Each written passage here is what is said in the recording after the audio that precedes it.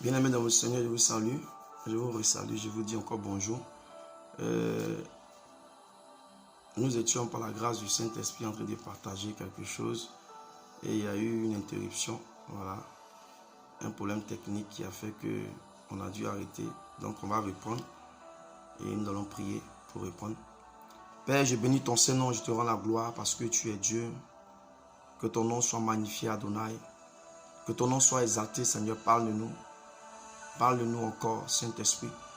Parle-nous encore, Esprit de Dieu. Parle-nous encore, Machia, afin que nous puissions mieux nous apprêter pour ta rencontre. Nous puissions prendre les mesures qu'il faut, nous puissions être éclairés. Parle-nous encore car ta parole est une lampe à nos pieds, une lumière sur nos sentiers. Père, parle-nous, parle-nous, parle-nous, parle-nous, parle-nous, parle-nous, parle-nous, au nom de Yeshua Amashia. Amen. Nous étions en train de parler du pourquoi est-ce que un disciple de Jésus-Christ ne devait pas se marier avec un inconverti, quelqu'un qui n'est pas disciple de Jésus-Christ. Voilà. Et nous avons dit que la première des raisons, c'est parce que dans 2 Corinthiens 6, verset 14 à 18, il est dit qu'il n'y a pas de rapport. Même depuis la Genèse, il n'y a pas de rapport entre la lumière et les ténèbres. Et nous sommes, selon 1 Thessaloniciens 5, verset 5, nous sommes fils de la lumière, nous sommes de la lumière, voilà, je résume un peu, nous sommes de la lumière et fils du jour. Vous pouvez contrôler cela dans 1 Thessaloniciens 5, verset 5. Voilà, nous sommes du jour, fils du jour et de la lumière. Nous ne sommes pas des ténèbres. Or, les ténèbres, c'est le monde. Le prince de ce monde, c'est les ténèbres. Et donc, il est impossible qu'un chrétien, selon la parole, puisse se marier avec un inconverti. Mais par la grâce du Seigneur, nous allons encore donner des raisons que nous avons commencé à donner. Nous allons commencer à expliquer avec l'histoire de Dina dans Genèse 34. Voilà, et nous avons vu que l'une des raisons pour lesquelles il n'est pas bon à un chrétien de marier, c'est que le mariage, d'abord, n'est pas ce qu'on peut penser. Ce n'est pas une histoire de mairie, une histoire de veste, de costume, de chaussures, de bien s'habiller, une histoire de salle de fête, une histoire de parents. C'est plus que ça.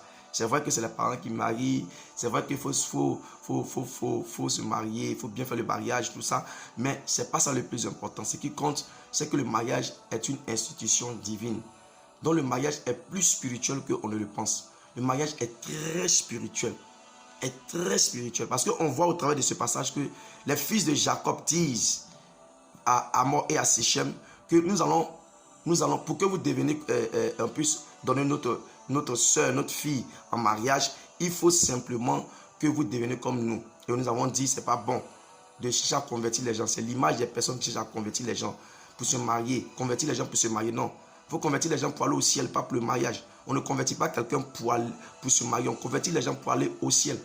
Le mariage, c'est pour les conversions, c'est pour le ciel. C'est pour le ciel, c'est pas pour le mariage. Le mariage est une institution divine.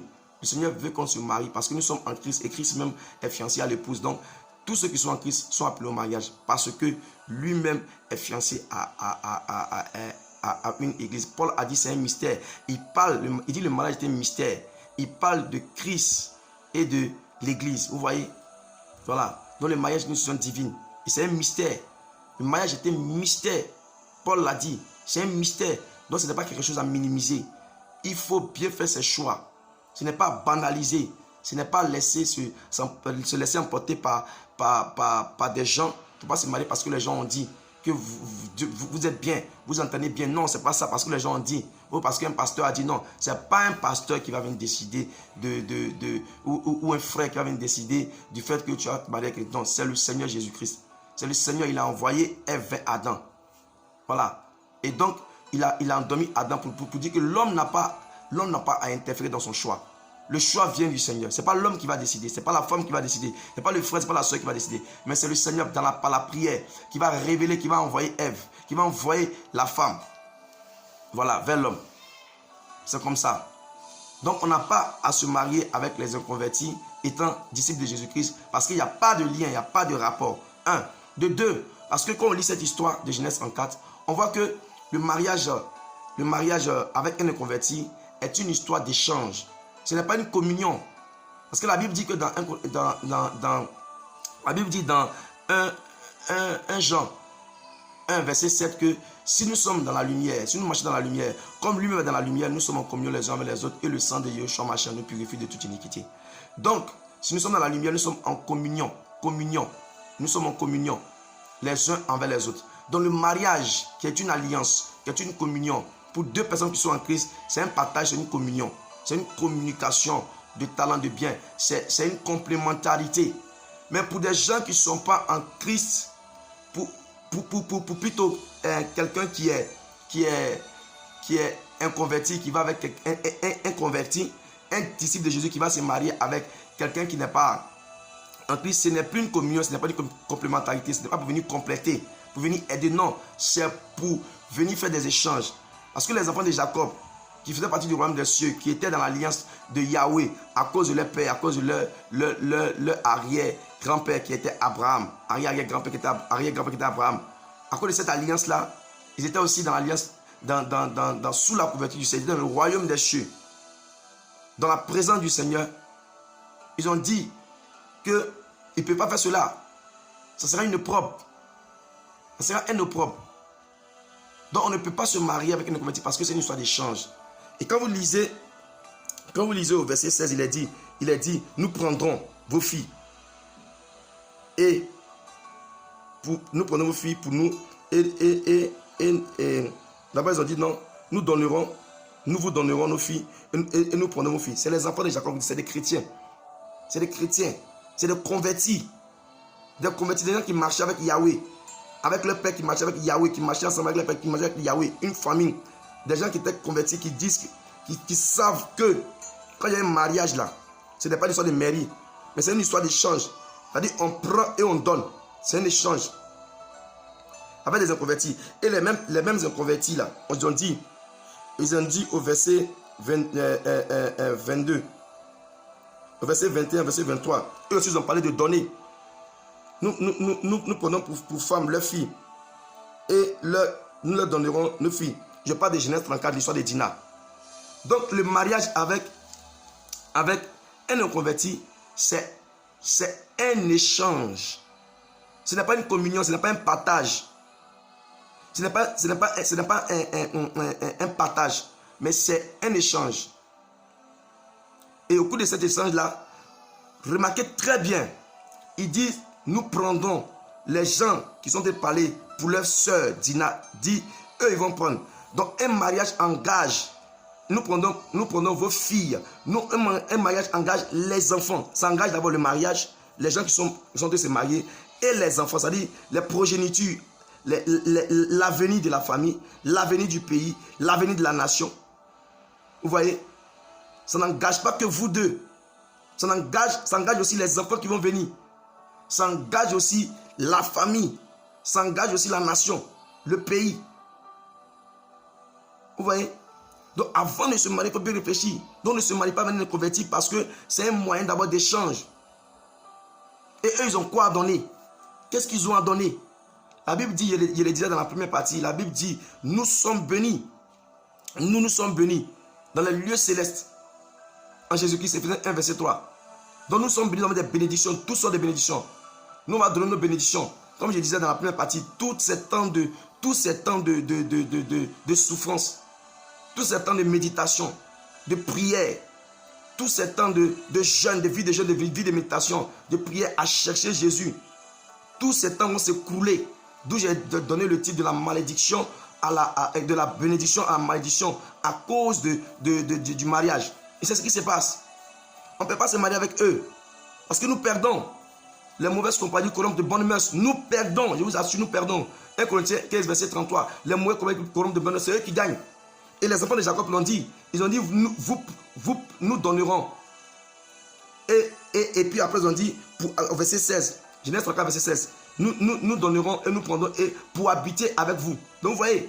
Et eux aussi, ils ont dit, ils vont habiter avec nous. Donc, en résumé, quand il y a un mariage entre un disciple de Jésus-Christ et un inconverti, c'est pour que le disciple vienne habiter dans les ténèbres, retourne à son ancienne vie. Donc le diable utilise le mariage, qui est une institution divine, pour ramener les enfants de Yehoshua, les brebis de Yehoshua, les élus à la ténèbre, dans la ténèbre, pour habiter dans la ténèbre, pour revenir en arrière. Donc faisons beaucoup attention quand nous faisons nos choix. Vous voyez? Et ça engage nos enfants.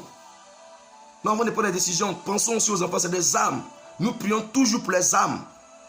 Mais il y a les âmes qui vont sortir de toi, que le Seigneur veut, dont le Seigneur t'a mandaté d'enseigner, de diriger. Ces âmes commencent d'abord au niveau de ta maison, de ton foyer, de ton mariage. Ta femme est une âme, ton mari est une âme. Que le Seigneur veut sauver par toi. Et ces enfants, le Seigneur veut les sauver par toi. Donc il ne faudrait pas faire des choix vraiment insensés. Il ne faut pas faire des folies. Ce n'est pas correct. Livrer des enfants, des âmes au monde des ténèbres. Parce que le mariage, l'une des raisons, comme je disais tout à l'heure, cette première raison, c'est parce que le Seigneur a dit non. Mais il y a des gens qui se justifient comme ceux-là, comme ces frères-là, qui disent, pour que vous deveniez semblables à nous, il faut faire la circoncision, il faut vous convertir. Il y a des gens qui cherchent à convertir les gens. Et ensuite, après,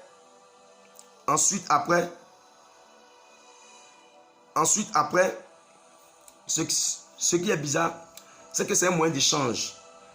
Voilà, donc, ça dit que pendant ce mariage, on donne le droit légal au monde des ténèbres de diriger nos vies, de diriger notre avenir, de diriger la vie de nos enfants, la vie de cette famille et la vie de nos enfants.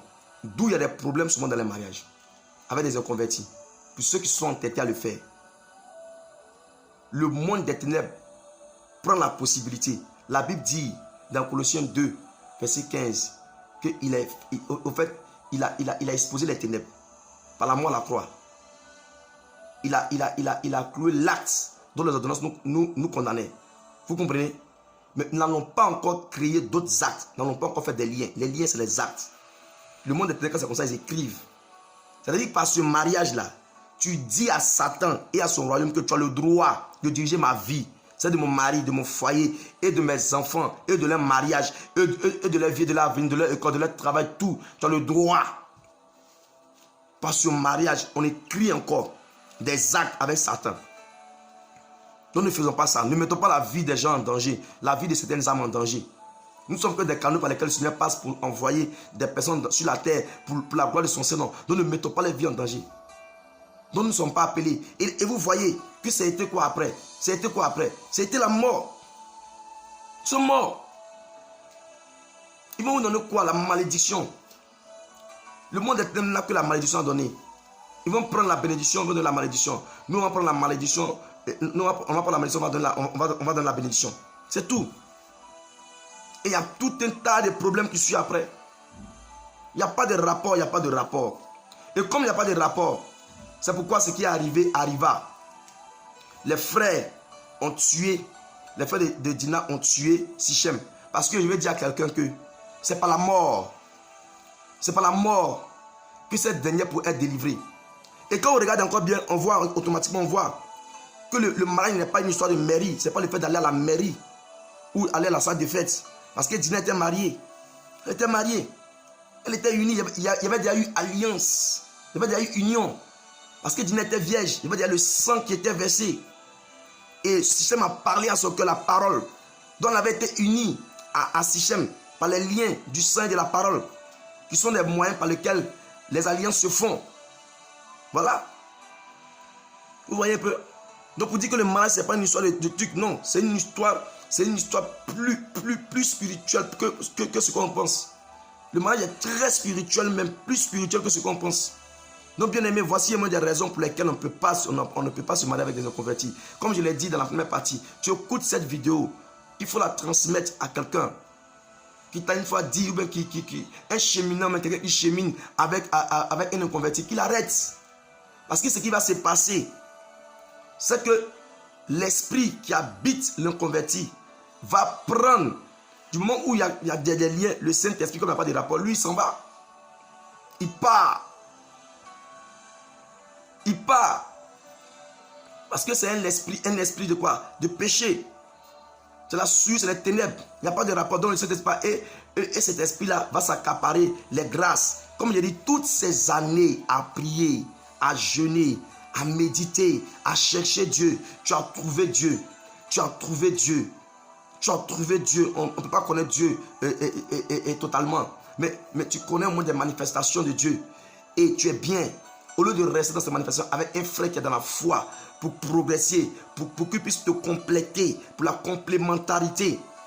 Mais tu vas prendre un frère qui est dans les ténèbres, ou tu vas prendre une soeur qui est dans les ténèbres, pour venir voler toutes ces années de consécration, toutes ces années à se consacrer, toutes ces années à rester dans l'humilité, à forcer à s'humilité, accepter le brisement qui fait tellement mal. Toutes ces années vont s'écouler. Vont s'écouler en une seule nuit. Une autre alliance va venir être scellée. Vous voyez, le mariage, ce n'est pas la mairie. Vous voyez, la mairie, c'est vrai, c'est l'autorité. Il faut respecter les autorités. La Bible le dit dans Romains 13. Il faut respecter les autorités. Mais avant que Hamor, le père de Sichem, puisse venir parler là, qu'est-ce qui s'est passé? Il y a eu comment on appelle, l'âme de Sichem qui s'attachait à l'âme de Dina. Et il a parlé au cœur de la fille. Peut-être qu'elle était déjà sortie. Il y a eu déjà des liens. C'était déjà consommé. C'était déjà fait. Spirituellement, ils étaient déjà unis. Même s'il n'y avait pas eu le truc, elle appartenait. C'est pourquoi le monsieur, son âme réclamait la fille. Parce qu'il était uni à la fille. Il était uni à elle. Donc le mariage, ce n'est pas le fait d'aller à la mairie. Le mariage, c'est lorsque deux personnes, hommes et femmes, s'attachent. C'est quand ils s'attachent, quand ils s'unissent, quand ils sont intimes. Voilà. C'est ça le mariage. Et c'est dangereux parce que c'est une communion. Quand c'est dans le Seigneur. Mais quand ce n'est pas dans le Seigneur, c'est un échange de potentialité, de force, de vigueur. Et après on devient lourd. La vie de prière, c'est plus ça. La vie de jeûne, c'est plus ça. La vie de méditation personnelle, c'est plus ça. L'intimité avec Christ, c'est plus ça. Et on abandonne.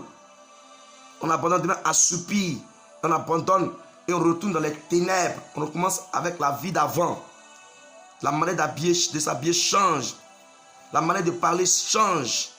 Les choses qu'on regarde à la télévision changent. Voilà. On retourne dans notre vie passée.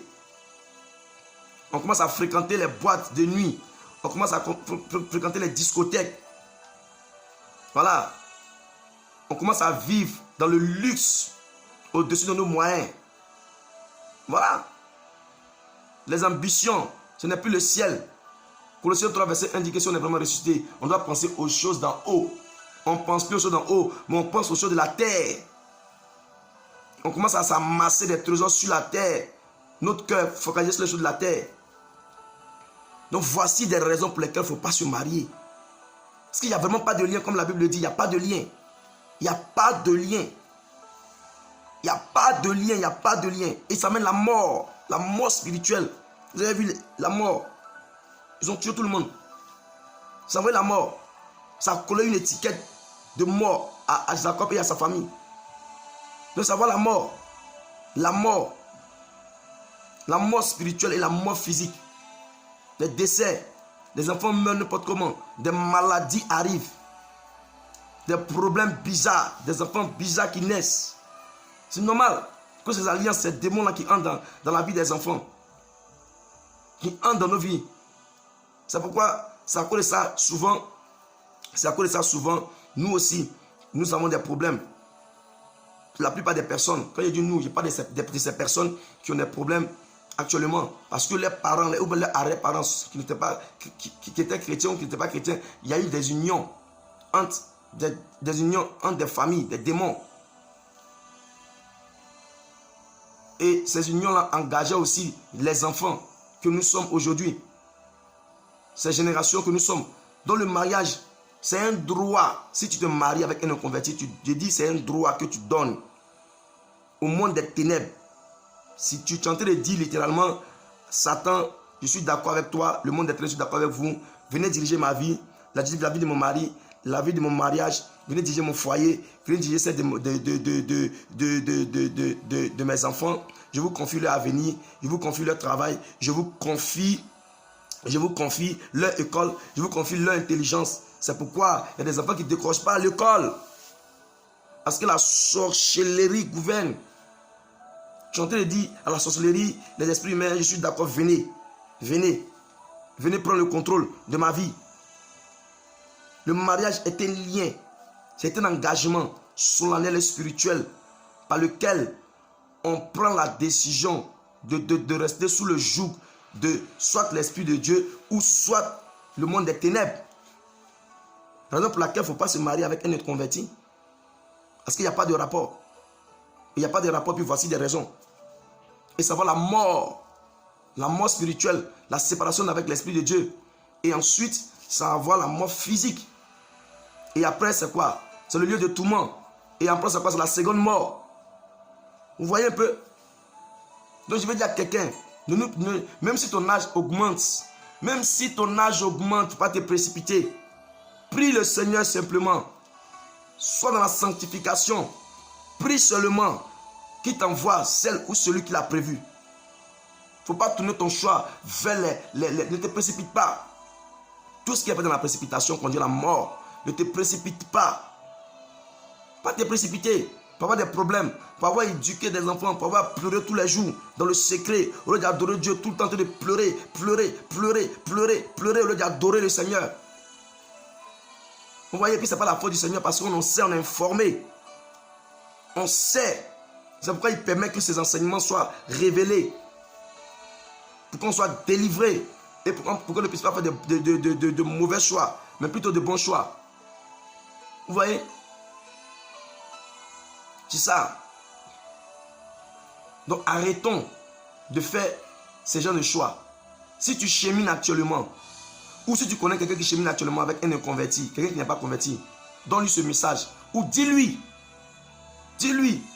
que si tu continues jusqu'au mariage, le fait même de cheminer, même c'est mauvais déjà. Parce qu'on marche avec les ténèbres. Tu t'engages à accepter les ténèbres dans ta vie. Tu t'engages à ouvrir la porte aux ténèbres de manière libérale. Tu ouvres la porte, venez. Esprit impur, venez. C'est ce que ça veut dire. Il faut arrêter. Ne nous précipitons pas. Si tu chemines avec quelqu'un de converti, arrête. Va pas si loin. Va pas si loin. Maintenant, je vais parler à une catégorie de personnes qui n'ont pas pu se contenir à cause de l'âge et qui ont fait des mauvais choix. Notre Yahweh est amour. Et c'est pareil pour Dina. Je ne parle pas de l'âge. Je ne dis pas que Dina était je ne sais pas mentionner son âge.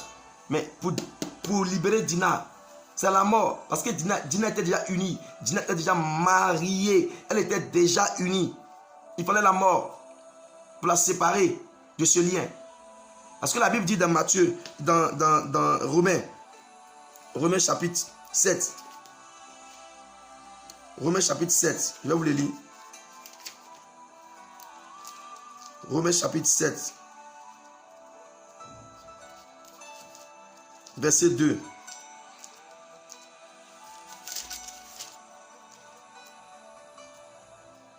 Romains chapitre 7, verset 2. Il a écrit: quand la femme mariée est liée par la Torah à son mari tant qu'il est vivant, mais si son mari meurt, elle est délivrée de la Torah du mari. Vous voyez? Donc c'est une loi qui unit. Quand on est dans les liens du mariage, on est unis par des lois, par une loi spirituelle qui est la Torah de Jésus-Christ de Nazareth. On est sous un joug. Le joug de Yahushua. Les liens du Saint-Esprit. Et quand ces deux personnes qui sont en Christ, c'est la mort.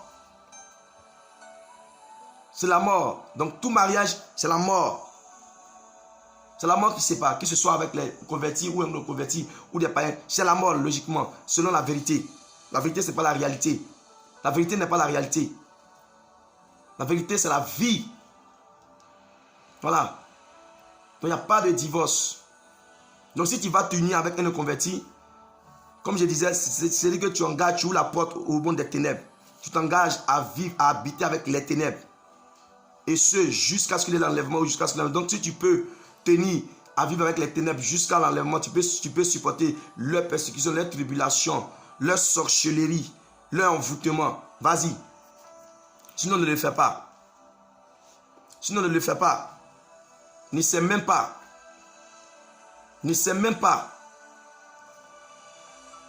ne sait même pas. Vous voyez? Et comme je disais, c'est la mort. Quand on n'a pas eu la chance, quand on ne savait pas, pour ceux qui ne savaient pas, la parole déclare que Yeshua ne tient pas compte des temps d'ignorance. C'est pourquoi il a prévu la repentance pour tous ceux qui ont commis ces actes-là, afin de la repentance pour venir. Pourquoi? Parce qu'il va juger.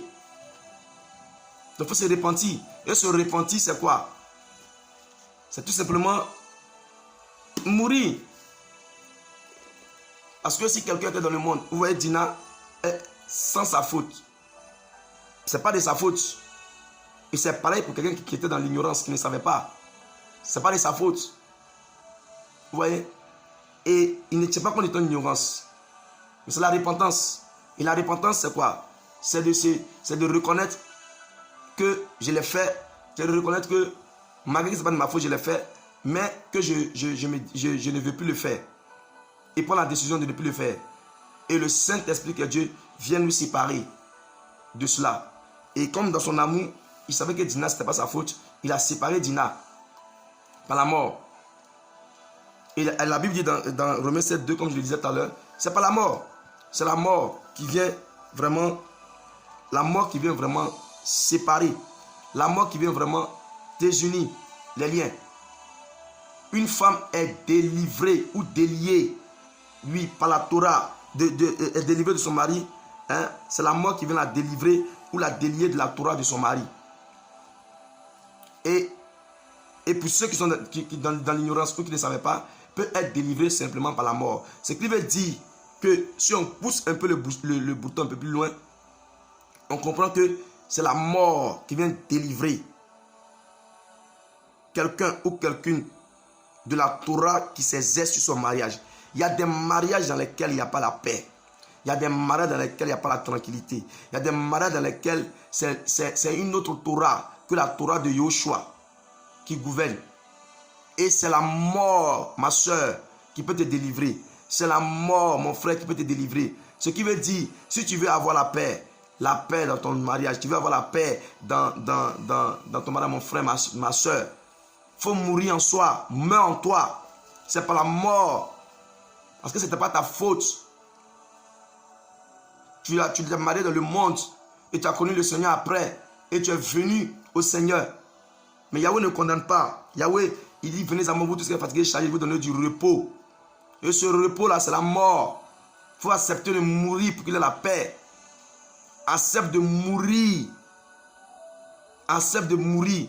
Parce que la Bible dit dans Romains 7, verset 2, que c'est la mort qui délivre une femme de la Torah de son mari. C'est la raison pour laquelle Christ est mort pour l'église. La femme, c'est l'image de l'église. Oh, c'est beau. C'est pourquoi Christ est mort pour l'ecclésia.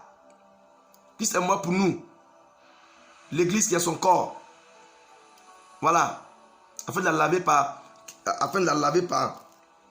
l'eau de la parole. La purifier par l'eau de la parole. Dans le livre de Éphésiens. J'ai oublié ça.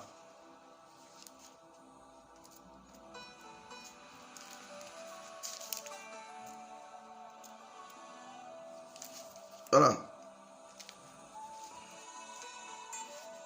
Éphésiens, chapitre 5.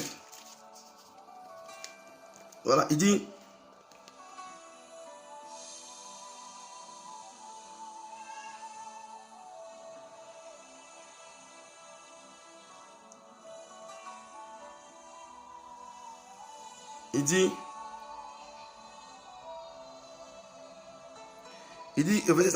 verset 23, car le mari est la tête de la femme comme le Mashiach la tête de l'église qui est son propre corps dont il est le sauveur. Or de même que l'église est soumise au Mashiach, les femmes aussi sont soumises doivent être soumises à leur mari en toutes choses. Et vous maris, aimez vos femmes comme le Mashiach a aimé l'église et s'est livré lui-même pour elle, afin de la sanctifier en la purifiant et en la lavant par le bain d'eau de la parole. Vous voyez? Donc Christ est mort pour l'église, afin de la purifier, de la laver par le bain de l'eau de la parole. Donc c'est la mort qui délivre. Il est mort pour nous délivrer. Donc si tu veux que le problème. La loi, il est mort pour nous délivrer de la loi qui sévissait dans nos vies. Les lois de la vaine manière de vivre, les lois ancestrales et familiales. Il nous a délivrés par sa mort. Donc dans un mariage, comme Romains 7, le dit, dans un mariage, c'est la mort. C'est pas la mort en soi. Si tu acceptes, j'accepte de mourir. On a la paix dans nos mariages. On a la paix, c'est la mort qui apporte la paix. Parce que quand on meurt, vous savez quoi? Pardon, quand on meurt, ce n'est plus nous qui vivons, c'est Christ qui vit. Une fois qu'on est mort, c'est Christ qui vit, c'est lui qui apparaît. Et tout autre Torah qui vient contre Christ, Christ tombe. Tout autre Torah tombe. Parce que Christ a reçu le nom au-dessus de tout nom. La puissance au-dessus de toute puissance. La Torah au-dessus de toute Torah. La loi au-dessus de toute loi. Donc quand on meurt, c'est la loi de Christ qui paraît. Et elle domine, elle assujettit, elle chasse toute autre loi. Et la paix vient dans le foyer. Et la paix vient dans le mariage. Donc c'est la mort. Donc je voulais dire au travers de ce message à quelqu'un qui n'a pas la paix dans son foyer, qui a fait un mauvais choix. Il ne faut pas se lamenter, mais plutôt il faut chercher à mourir, prier pour que le Seigneur donne la force. La mort en soi, ce n'est pas facile, mais on peut le faire parce que Christ l'a fait. Et nous sommes en Christ. S'il l'a fait, c'est qu'on peut le faire. Et c'était un homme aussi comme nous. On peut le faire en demeurant humble. En demeurant humble. En demeurant humble, en obéissant, par l'obéissance à la parole. Vis avec ton mari en obéissant textuellement à ce qui est écrit et non à ce que les gens disent dehors. Et non à ce que ton pasteur te dit. Dis, obéis à ton mari selon ce qui est écrit. Obéis à ta femme selon ce qui est écrit, comme Christ a dit, comme il a fait lui-même. Par la prière, par le jeûne aussi. La mort, en acceptant tout ça. Voilà, c'est la mort. En tuant, en acceptant que Christ tue notre orgueil, qui tue notre moi, qui terrasse, qui touche, qui consume le moi, afin que le vieil homme se taise définitivement en nous. C'est ça qui va envoyer la paix. Donc vous voyez pourquoi on n'est pas bien d'abord de se marier avec un converti. Et voici une belle solution que le Seigneur donne pour tous les couples dans lesquels il y a les tensions, pour tous les couples dans lesquels il y a les problèmes. La mort, c'est pas la mort, comme lui-même est mort pour l'Ecclésia. Il est mort pour que son épouse puisse vivre. Donc, monsieur, il faut mourir pour que ton épouse puisse vivre, te respecter. Donc, femme, meurs pour que ton époux puisse vivre, te respecter, pour qu'il puisse se convertir. Ce n'est pas toi qui vas le convertir. Meurs, c'est déjà fait. Si tu es dans un cas dans lequel tu t'es déjà marié dans le monde avant de venir en Christ, ce n'est pas grave. Le Seigneur a toujours une solution pour nous. Toujours. Toujours. Et c'est la mort. Il dit, si quelqu'un veut me suivre, dans Luc 9, verset 23, si quelqu'un veut me suivre, qu'il prenne, qu'il renonce à lui, il prenne sa croix et qu'il me suive. Voilà. C'est la mort. Donc la solution pour avoir la paix dans le couple, dans le mariage, c'est la mort. La solution pour avoir la paix, c'est la mort. La solution pour avoir la vie, c'est la mort. Donc, demandons la force au Seigneur pour mourir en soi. Demandons la force au Seigneur pour mourir en nous-mêmes. Pour mourir en nous-mêmes. Et disons, ou transmettons ce message à des gens qui cheminent avec des inconvertis, ou des gens qui envisagent faire le choix de cheminer ou de se marier avec les inconvertis, pensant qu'ils vont pouvoir les convertir. Non, voici des gens qui n'ont pas pu convertir. Ils n'ont pas pu convertir. Ils n'ont pas pu convertir. Au contraire, c'est la mort. Ça a créé des choses. Parce que dans le commencement, c'était par ruse déjà. Parce que les soeurs avaient été déshonorées. Parce que les soeurs étaient déjà liées à des démons. Elle était déjà alliée à des démons. Parce que, comme je le disais dans la première partie que j'ai mis sur YouTube, si vous regardez dans le Strong, Amor signifie prince. Ça ne vous rappelle rien? Amor était un prince.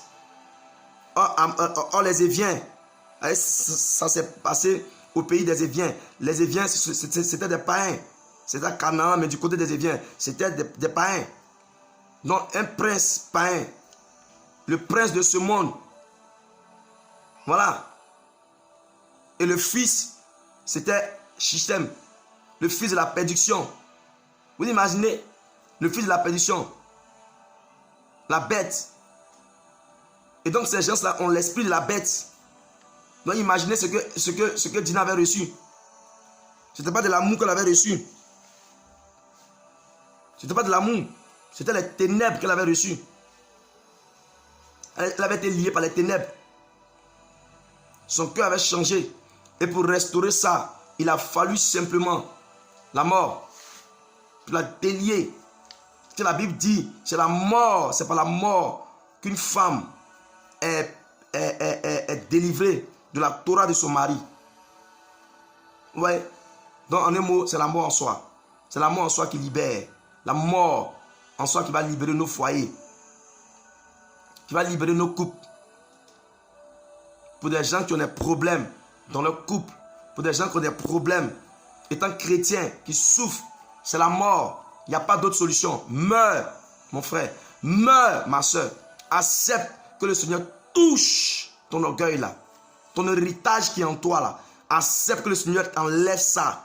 Il a dit, venez à moi, vous tous qui êtes fatigués, chargés, je vous donner du repos. Tu viens au Seigneur chargé tel que tu es. Il n'a pas dit d'enlever. On vient avec nos orgueils, avec nos comportements. On entre dans le mariage avec nos mauvais comportements. On entre dans le mariage avec nos mauvaises habitudes, avec nos mauvaises manières de parler, avec nos mauvaises manières nos manières de frustrer les gens.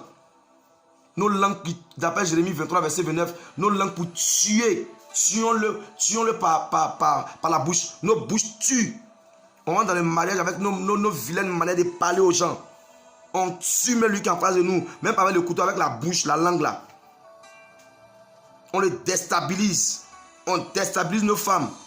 On déstabilise nos maris. On dit on est en Christ. On déstabilise. D'autres écoutent même les paroles de leur pasteur que eux-mêmes leur propre mari, même s'il n'est pas converti. C'est ton mari. Il n'est pas converti, c'est ton mari. Tu l'as marié. Quand tu l'as marié, le pasteur n'était pas là. Pour d'autres, le pasteur était là. Comme si c'est les pasteurs qui ont béni un mariage qui est déjà béni. On a vu que le mariage là, c'est pas. On a vu ici, elle était déjà mariée, elle était déjà unie, elle était dans les liens du mariage. Avant que le Hamor et Sichem puissent aller voir Jacob et ses fils. Donc le mariage, c'est pas mairie, c'est pas un truc. Non. Le mariage, c'est quand il y a intimité. C'est là où on dit il y a mariage. Les autres, la mairie et puis les salles de fête, c'est des choses, simplement, la mairie, c'est pour respecter les autorités et pour assurer aussi une protection aux enfants. Et comme on est dans une nation, dans un pays, on est sur la terre, il y a des lois, comme dans le monde spirituel, il y a des lois. Il faut respecter les lois, il faut s'enregistrer, tout ça. Il faut déclarer son statut. Voilà.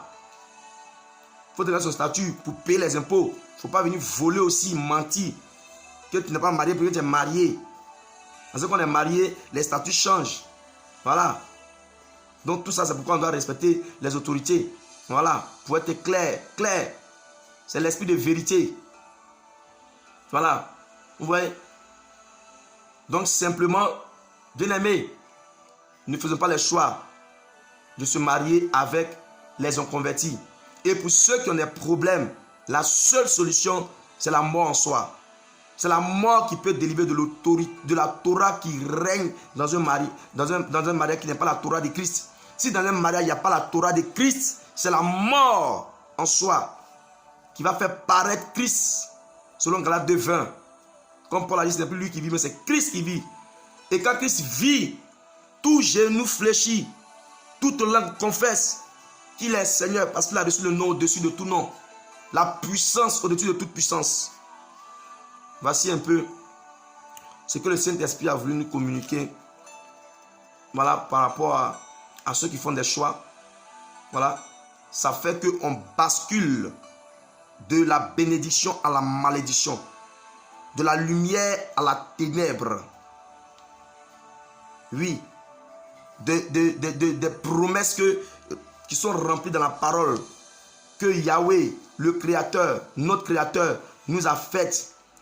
on laisse toutes ces promesses-là et on bascule à la malédiction, à la promesse de la damnation éternelle. C'est ça. Parce que la promesse de l'autre côté, là, c'est ça, hein, la damnation. La malédiction, la damnation éternelle. Voilà. Tourmenter et puis après encore, vivre éternellement dans les lacs de feu et de soufre. La damnation éternelle. Donc ne faites pas ce choix. Et pour ceux qui ont des problèmes, des soucis, c'est la mort. Accepte de mourir. Accepte d'arrêter de regarder ton mari comme ça, même si tu te frustres. Accepte d'arrêter de regarder ta femme, même si tu te frustres. Accepte de parler mal, de ne plus parler mal à ton mari. Accepte de ne plus parler mal à ta femme. Accepte de ne plus faire certaines choses qu'il n'aime pas, même s'il n'est pas chrétien. Arrête ça. La Bible dit quoi? J'ai oublié un passage. La Bible dit, dans 1 Pierre, chapitre 3, verset 1, il dit, femmes, soyez de même soumises à vos maris, afin que si quelques-uns sont rebelles à la parole, ils soient gagnés sans la parole par le moyen de la conduite de leurs femmes. Tu vois, la mort, c'est de changer ta conduite. Sans même que tu puisses lire les versets tous les jours, lui dit, viens, on va prier. Lui dit, viens, change ta conduite, prie pour que ta conduite change. Prions pour qu'on change notre conduite avec nos femmes, on change notre conduite avec nos maris. C'est ça la mort. Notre vilaine conduite, notre vaine manière de vivre qu'on a pris avec nos parents. Que le Seigneur nous délivre de ça.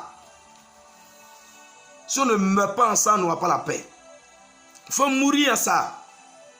Il faut mourir en cette vaine manière de vivre, cette mauvaise manière de parler, de reprendre, d'exposer. Il faut qu'on meure en ça, c'est ça la mort. Pour que l'autre qui en sent la parole.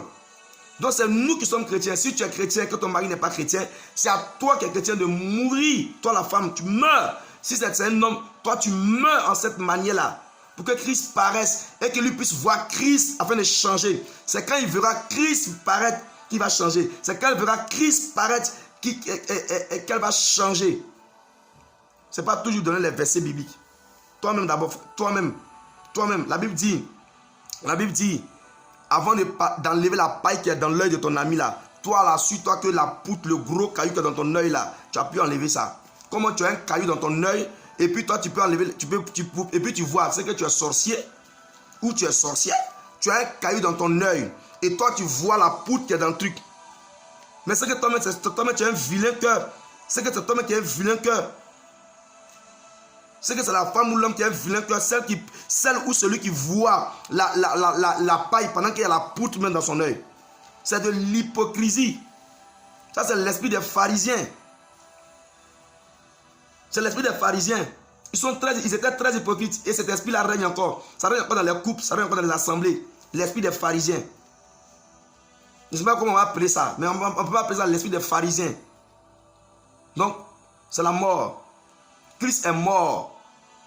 Christ est mort pour que nous puissions, l'église puisse naître. Christ est mort pour que l'église puisse naître. C'est la mort. C'est la mort qui a envoyé la mort. Et après la puissance de la résurrection qui a fait descendre la puissance dans Acte 2. Et aujourd'hui, nous, on a la parole. Donc, mourons, bien-aimés. Mourons. Mourons. Mourons, prions. Acceptons de mourir. Si nous voulons suivre Christ, acceptons de mourir. Acceptons de mourir. Et nous verrons la paix, la joie, la tranquillité, l'amour se manifester autour de nous et dans notre couple et dans notre foyer. Si tu n'as fait cette erreur, sois pas triste. Ne t'en veux pas. S'il n'est pas converti, s'il n'est pas converti, ne t'en veux pas. Toi, meurs. Toi, meurs. Toi, il faut mourir. Ah. Faut mourir, je te dis. Un mort, quelqu'un qui est mort ne parle pas. Quelqu'un qui est mort, les sentiments sont morts. C'est Christ. Quelqu'un qui est mort n'existe plus au fait. Le moi est mort, le moi n'existe plus. Vous voyez? Donc c'est la mort. C'est la mort. Acceptons de mourir et que le nom du Seigneur soit glorifié. Père, merci parce que tu es bon, parce que tu es roi. Seigneur, nous voulons mourir, aide-nous à mourir, Père. C'est le seul moyen par lequel nous pouvons avoir la vie. Le seul moyen par lequel nous pouvons avoir la vie. Aide-nous à mourir afin de ne pas quitter de ces promesses, de ces merveilleuses promesses, car c'est la bénédiction de Yahweh qui enrichit. De ces bénédictions qui nous enrichissent et tomber, Seigneur, dans la malédiction et habiter dans les ténèbres, retenir dans les ténèbres, Seigneur. Aide-nous à mourir, Père. Aide-nous à mourir, Saint-Esprit. Sakayama seki. Lebroto sata rabakayama seki. Limandula sete lemetor roboskente. Lemento sekete lebes. Remeskonte lemento. Ontoleskente mesokoto. Mande. Ndulandu. Mantule.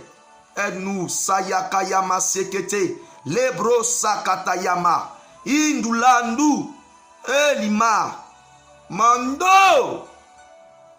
Aide-nous à mourir, Saint-Esprit. Ça. Himalaya. Aide-nous à mourir. Que le nom du Seigneur soit glorifié. Et que vraiment ce message porte ce fruit dans nos cœurs, dans nos vies, dans nos foyers, dans nos couples. Et que la paix demeure, la tranquillité règne.